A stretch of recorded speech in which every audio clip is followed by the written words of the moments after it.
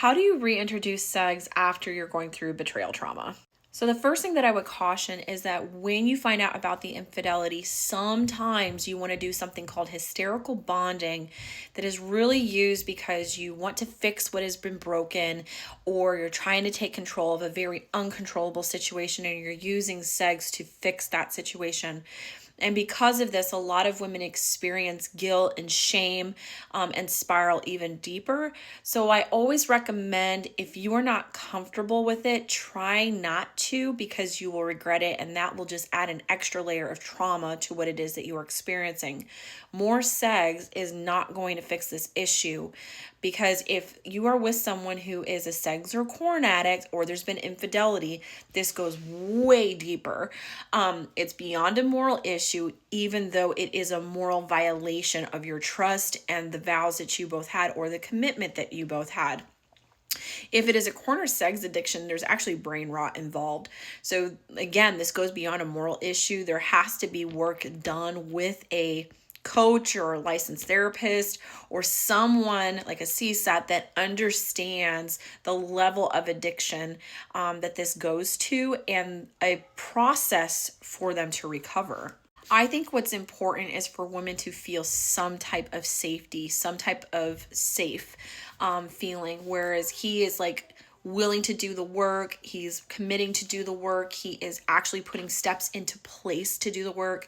I always recommend set your boundaries. I have a boundary sheet in my bio. It's a very useful tool because it gives you actual options and ideas on the type of boundaries you might want to set.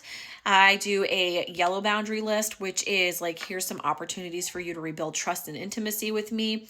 Here are the gray boundaries, where if these behaviors continue that are unacceptable and bad behaviors, I will have these certain consequences. And I've noticed that a lot of you are downloading that sheet and not creating consequences, and then you write DM me and say, what do I do because he crossed the boundary? Well, that's what your boundaries are there for. They're there to be a guide to you and to him, but mainly to you, on if this person crosses the boundary, what is it that you're going to do? Because if you continue to tolerate it, that's going to break all the safety and trust and actually put you back into a spiral of PTSD, and you don't want that. So anyway, that's in my bio. But if you have boundaries in place and they're complying with the boundaries, that will help you build trust and intimacy.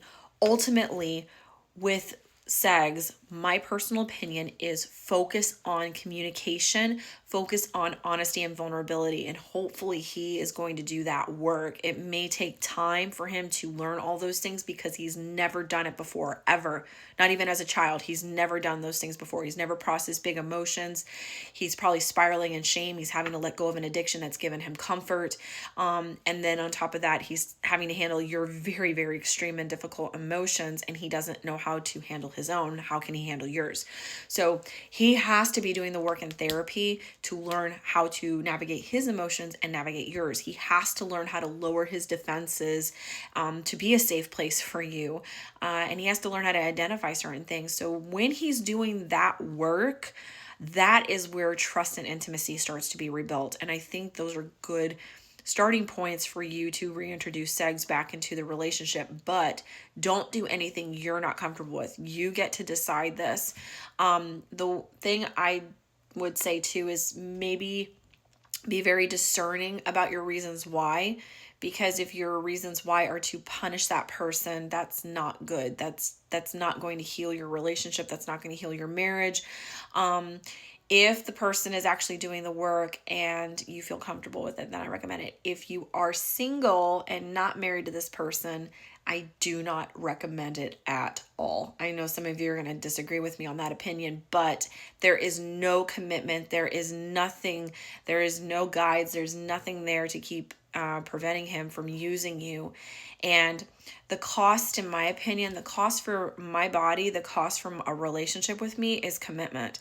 And that means committing to me. And if you're not willing to commit to me, then I do not have an interest in having a monogamous relationship with you. I'm a monogamous person. I have monogamous core values. That is what I want. So if you're not married, I wouldn't do it if you're not married. That's my opinion though.